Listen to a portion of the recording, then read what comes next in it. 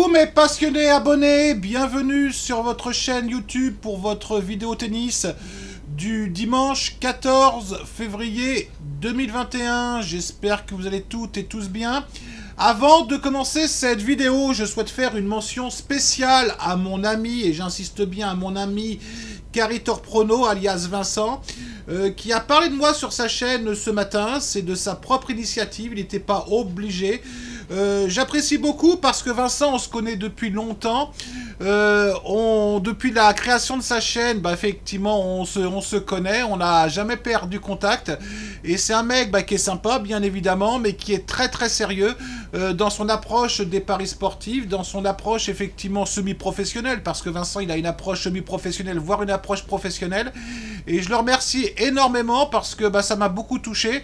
Donc je voulais effectivement faire une mention spéciale. J'embrasse mon ami Vincent et je vous invite à aller voir sa chaîne si c'est déjà fait, Caritor Prono. Vous allez voir, il est spécialisé foot, mais Vincent est quelqu'un, je vais y arriver, qui maîtrise trois sports, vraiment trois sports de manière très efficace. Il maîtrise le foot, il maîtrise le basket, il maîtrise le tennis. Donc c'est vraiment quelqu'un qui est capable de s'adapter. Donc je le remercie encore énormément. On fait un bilan, donc les abonnés, sur ce que je vous avais proposé pour la nuit précédente. Donc je vous avais proposé Harris gagnant contre... Non, McDonald gagnant plus exactement contre Harris en cote de 10. Ce pronostic est passé sans trop de problèmes, 3-7-0 pour McDo. Et le deuxième pronostic qui vient de s'achever, ça fait à peu près une heure. Je vous avais proposé plutôt Rogers gagnante contre Contavet.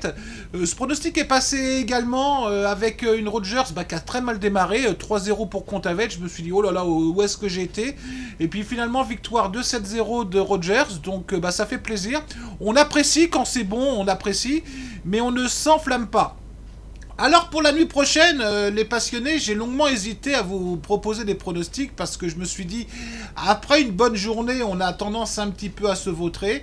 Donc c'est comme d'habitude, je vous donne des orientations, mais ne lancez pas les pronostics, si je peux me permettre, bêtement. Faites votre propre analyse et si de votre côté, effectivement, ça confirme plus ou moins votre analyse, vous y allez, vous êtes les seuls responsables de vos risques, les seuls responsables de vos mises. Donc soyez prudents quand même parce qu'on est en bonne série, donc on va se taper une mauvaise série à un moment ou à un autre. Ça, c'est quasi obligatoire.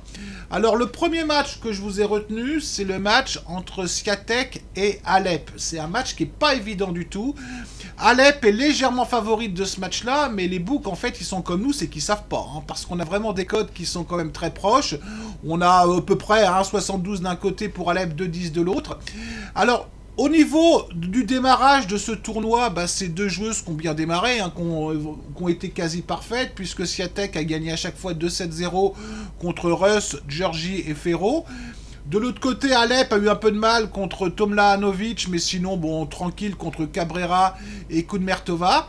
Moi, si vous voulez, je me suis appuyé sur ce pronostic, sur quelque chose, sur un point qui est très important, c'est qu'elles se sont jouées, ça fait plusieurs mois, dans un grand chelem, pas sur la même surface à Roland-Garros. Et là, il y a eu véritablement une exécution de Swiatek. Swiatek se rappelle de ce match-là, je peux vous le dire, avant de rentrer sur le court, elle va se rappeler de ce match-là. Mais Alep, elle va se rappeler aussi.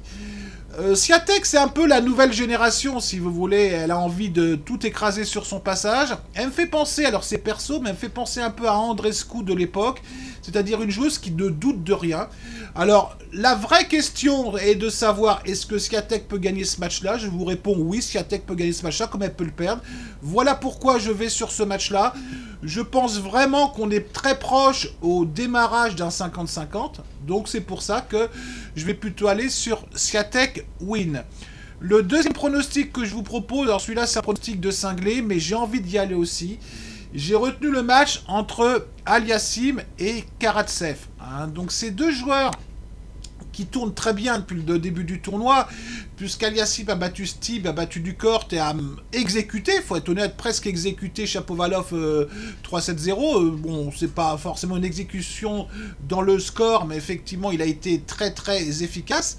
Contre un Karatsev qui nous a impressionné parce qu'il a battu Bager, il a explosé, faut le dire, là par contre c'est le cas Gerasimov. Il a battu Schwarzman 3-7-0, mais surtout en fait, les abonnés, Il a perdu une seule fois son service contre Schwarzman. Donc ça, c'est une performance. Ça veut dire que c'est un joueur, s'il est capable de maintenir le niveau de tennis qu'il a eu lors des 3 premiers tours, il peut gagner ce match. Hein.